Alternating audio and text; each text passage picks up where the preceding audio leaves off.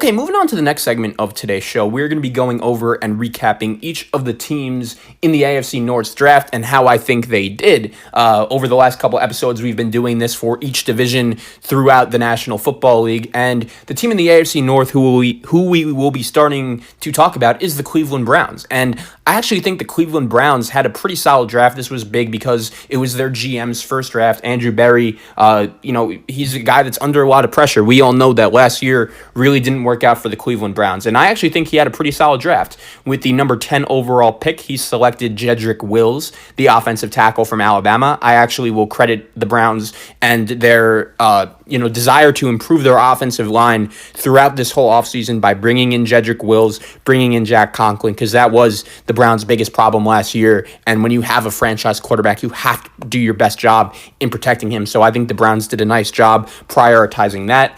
With the number 44 pick, they take Grant Delpit, the safety from LSU. This was another pick I really liked. Delpit really going into the draft and really over the last year was a guy that was a consensus top 15 type pick, and his stock did decrease a little bit, but the Browns steal him at number 44. He's kind of your prototypical hybrid safety linebacker, I think that's a guy that is really good for the modern day NFL. So Grant Delpit, I love that pick. And then with the 88th pick, they take Jordan Elliott, the defensive tackle from Missouri. And then with the 97th pick, they take Jacob Phillips, inside linebacker from LSU. And another under the radar pick I really like, with the number 115th overall pick, they take Harrison Bryant, the tight end from Florida Atlantic, who won the award for being the best tight end in all of college football last year. I really like that pick, and I think you pair him along with Njoku, pair him along with Austin Hooper. It just gives so many different options for the defense to worry about, and I'm actually going to give the Browns draft a B+.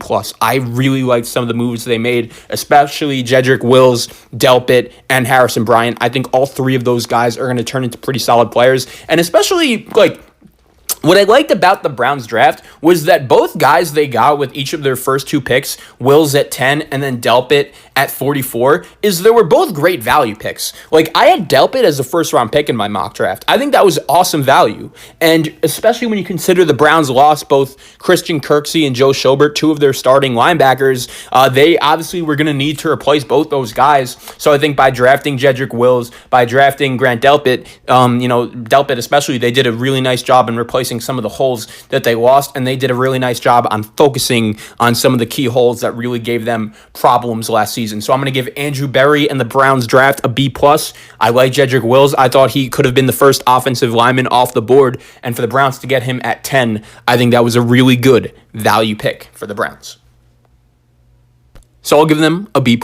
Moving on to the next team in the AFC North, whose draft we will be going over, and that would be the Baltimore Ravens. And the Ravens historically have been a team that have actually done a really nice job drafting. I think they've been one of the better teams that they've done a really nice job of building their team through the draft. And usually when you look at teams that win for a long time, that is the best way to do it. And I think they didn't do, any different in this draft. With the number 28 pick, they take Patrick Queen, the linebacker from LSU. I think Queen is going to be a guy that starts right away and plays a decent amount. I think when you look at the Ravens defense, their secondary is obviously a strength with Marlon Humphrey and Earl Thomas. Hopefully he's going to be on the field, and everything that happened with him this offseason has worked out. They also have a kid, Chuck Clark, that they just paid and really like. And on the defensive line, they just brought in Calais Campbell. They have Brandon Williams as well. So really the one, I don't want to say weak part, but the one part of the Ravens defense that I think could have maybe used some improvement was the linebacker position. I think by drafting Patrick Queen, they do that. And then the other pick the Ravens made, I really like. With the number 55 pick, they take J.K. Dobbins, the running back from Ohio State. I've made it known that I thought J.K. Dobbins would end up being the best running back in this draft. And when we were talking about the Browns pick, I said value. That's kind of how I like to trade drafts. If you draft a guy based on value and a guy that I thought was going to go much earlier than he actually did, I'll consider that to be a good pick. And I wouldn't have been shocked if J.K. Dobbins maybe would have even been drafted by the Kansas City Chiefs with the 32 pick. That is how good he is. And for the Ravens to get him at 55 is an absolute steal. The Ravens offense is just so dynamic, and you have a top 3 running back core of Mark Ingram, Justice Hill, and J.K. Dobbins. That is just super dynamic. I love that pick for the Ravens to get J.K. And at number 71, they take Justin Madubuike, the defensive tackle from Texas A&M. And then at number 92, they take Devin Duvernay, the wide receiver from Texas. I'm actually a fan of his. And for the Ravens, I'm going to give their draft a flat B. I think it was good. I like that they took Patrick Queen. I like that they addressed their linebacker position. I love that they took J.K. Dobbins. That was kind of a best player on the board type pick. But at the same time, I didn't love what they did with the rest of their draft. I like Madubuike. I don't necessarily know if defensive line and defensive tackle was that big of a need. I like Devin Duvernay, but I did think there were some wide receivers that could be a little better that were still on the board. I think Duvernay is solid, but keep in mind, he wasn't the number one receiver at Texas, and the Ravens just took Marquise Hollywood-Brown last year. Maybe they would have wanted to upgrade their receivers a little bit, but I'm going to give the Ravens a flat B. I love their first two picks. A little questionable on their other picks, but not that big of a deal. This is an organization that knows what they're doing, so I'm going to give the Ravens draft a flat B. Moving on to the next team in the AFC North, whose draft we will be going over, that would be the Cincinnati Bengals. And the Bengals were a team that were on a lot of people's mind going into this draft because they had the number one overall pick. And we know with that number one overall pick, they took Joe Burrow, the quarterback from LSU. And we also all know that Joe Burrow's story is pretty crazy. The fact that he originally was at Ohio State and couldn't even beat out JT Barrett for the starting quarterback job. And just 2 years later, he wins a national championship at LSU, has probably the best season in the history of college football, and leads LSU to a national championship and undefeated season. That is just an awesome job by him, and this was the right pick by the Bengals, I think. I was on the Tua bandwagon for a while, but I just think Burrow is the safer bet, and Tua could be a little more boom or bust. But I think the Bengals did a solid job with that pick. Burrow was definitely the move, and they take T. Higgins at number 33 overall, the wide receiver from Clemson. Now, I don't want to say this is a bad pick, because anytime you draft a quarterback, I'm never going to criticize you for trying to get him as many weapons as possible. The only problem is this. The Cincinnati Bengals offensive line is not very good.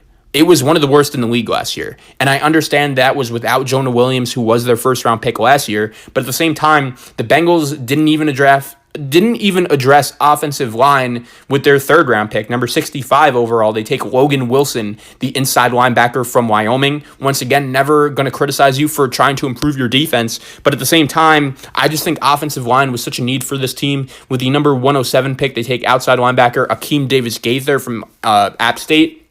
With the number 147 pick, they take defensive end Khalid Kareem from Notre Dame. With the 180 pick, they finally go offensive tackle and take Hakeem Adeniji from Kansas. So if I was the Cincinnati Bengals, I would have definitely addressed offensive line much earlier than they did. And for that reason, I'm giving them a B-. I obviously love the pick of Joe Burrow, and I think he could be a big-time player. And if he does, I think, as I mentioned in the previous segment, the Cincinnati Bengals can possibly be a good team within the next couple of years. And I think their receiving core and their running back is really good with Mixon and Green and Tate and Tyler Boyd, and hopefully for them, T. Higgins can make an impact. They also love a kid, tight end Drew Sample, who they took last year. Didn't really do much this past year, but he is a guy they like there in Cincinnati. But at the same time, you had to address your offensive line. When you have a young quarterback, you have to do whatever you can to protect him as best you can. And I just don't think in this situation, the Cincinnati Bengals really did that. And if I was a Bengal fan, that would really only be my one criticism for them from this draft.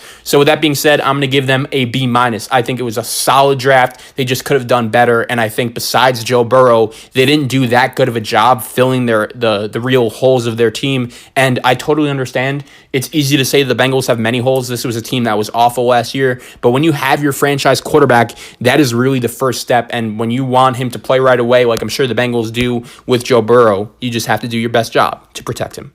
All right, moving on to the final team in the AFC North, whose draft we will be going over, and that would be the Pittsburgh Steelers. And I think the Steelers were a team a lot of people had their eyes on going into this draft as well, because this was the first time in, I believe, 30 years that they didn't have a first-round pick. As you guys know, they traded their first-round pick to the Miami Dolphins for Minkah Fitzpatrick. And I think if you were to ask most Steeler fans, that ended up being the right move, because Miami ended up drafting Austin Jackson, offensive lineman from USC, and Minkah Fitzpatrick just made such a good impact for the Steelers last season that, I just don't think an offensive lineman at 18 was really worth that. But good for the Steelers. With their 49th pick, they take Chase Claypool, the wide receiver from Notre Dame.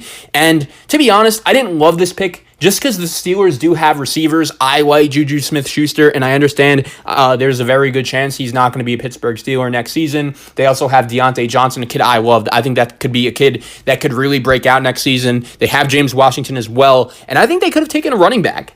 I don't think James Conner is really a guarantee to be the Steelers' every down back. And when you combine the fact that J.K. Dobbins actually ended up going to the Baltimore Ravens, the Steelers' division rival, that just makes the pick much worse. I don't have anything against Chase Claypool. I think he could be a good player. They could have taken Denzel Mims. They could have taken, Van Jefferson, which would have been fine, whatever. But at the same time, I don't know. I just think they reached a little too early for Claypool and a wide receiver. I just didn't think that was really that big of a team need. With the number 102 pick, they take Alex Highsmith, the outside linebacker from Charlotte. From everything I've read about him, he's pretty good, so I like that pick. You add to the linebacking core that could lose Bud Dupree after this season. That could be a good pick. The other pick I didn't love by the Steelers was Anthony McFarland, the running back from Maryland. And most people are going to ask, Zach, you just said the Steelers should have taken J.K. Dobbins with their second-round pick. Why are you going to criticize them for taking Anthony McFarland in the fourth round at number 124 overall?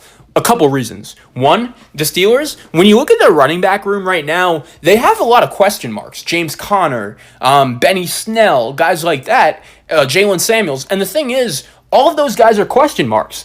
James Conner's a question mark. He wasn't very good last season. And when you take a running back in the fourth round, I don't know if that's really helping you. That's just adding another question mark. Like, what's the difference between Anthony McFarland and Benny Snell?